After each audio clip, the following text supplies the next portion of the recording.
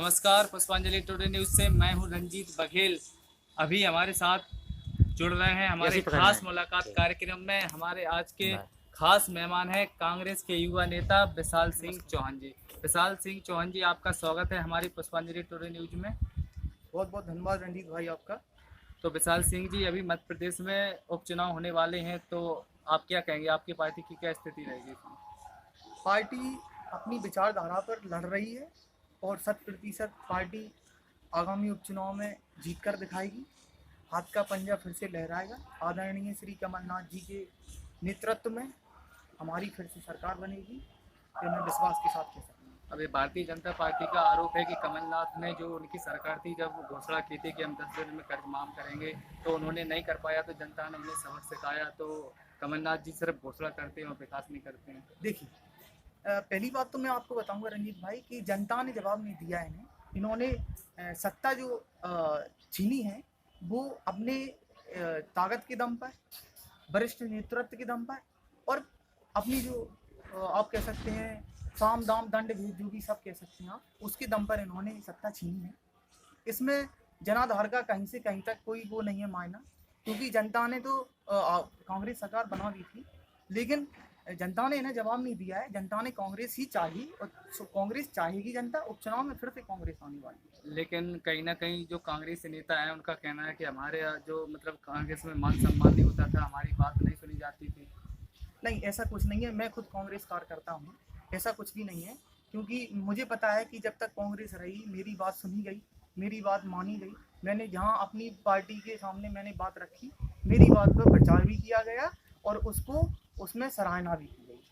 Bharatiya Janata party का एक और आरोप है कि जब कमलनाथ जी मुख्यमंत्री थे, तो उनके कक्ष में मंत्री तक का प्रवेश वर्जित था, लेकिन आज जो मुख्यमंत्री शिवराज सिंह चौहान है, तो उनके कक्ष में जनता का सीधा प्रवेश हो रहा है। नहीं नहीं, ऐसा कुछ नहीं है। आदरणीय कमलनाथ जी मुख्यमंत्री थे, तो मुख्यमंत्री का एक अपना प्रोटोकॉल होता है और वो प्रोटोकॉल को फॉलो करके चलता है। तो ऐसा कुछ नहीं है। मैं खुद स्वयं मैं मंत्रियों के पास में मिला हूँ। मैं आदरणीय डॉक्टर साहब के साथ में रहा हूँ जब वो मंत्री थे। मैं उनके बंगले पे भी जाता था। और भी सारे मंत्री हैं, बाला बच्चन जी हैं, सभी मंत्रियों से मैं मिला हूँ। तो ऐसा कहीं कोई वो नहीं है।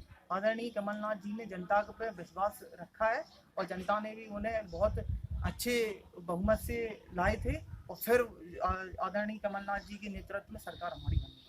देखिए, देश का ज़्यादातर युवा मोदी को पसंद करता है, लेकिन आपको कांग्रेस में ऐसा क्या लगा कि आप कांग्रेस को पसंद करते हैं? देखिए, वो एक राष्ट्रीय स्तर की आप जो बोल रहे हो मोदी जी का, तो वो मोदी जी बहुत अच्छे नेता हैं, बहुत अनुभवी नेता हैं। तो वो एक राष्ट्रीय स्तर का वो है नेतृत्व। मैं वहाँ तक अभी बात नहीं रखूँगा, इसलिए क्योंकि मैं उस लेवल पे नहीं हूँ अभी। मैं एक आम कार्यकर्ता हूँ और मैं प्रदेश स्तर की राजनीति में अभी अपनी भागीदारी रखता हूँ।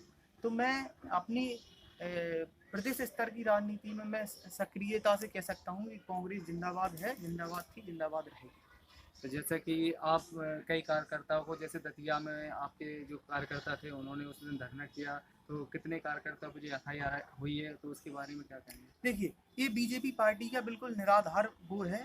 ये इन्होंने अपने व्यक्तित्व को, इन्होंने अपनी सोच को देखा है और जनता इसका जवाब देगी, नकारेगी। क्योंकि उस धरने में बहुत सारे काफ़ी सारे किसान भाई भी थे, उन पे भी FIR हुई हैं। तो ये बिल्कुल निराधार बात है। क्योंकि बीजेपी पार्टी खुद आपने देखा होगा गोहद में, गोरमी में कई जगह सम्मेलन कर रही है, कई जगह पार्टी तरफ से अपने विचार रख रही है। वहाँ पे भी भीड़ होती है, लेकिन वहाँ पे किसी के पास FIR नहीं हुई है। यहाँ पर हमने आंदोलन किया, जनता की बात को आगे बढ़ाया, जनता की बात को सरकार तक पहुँचाने का काम किया, तो उन्होंने FIR करवाई। ये बिल्कुल इनकी सोच का, इनकी विचार को व्यक्त करता है।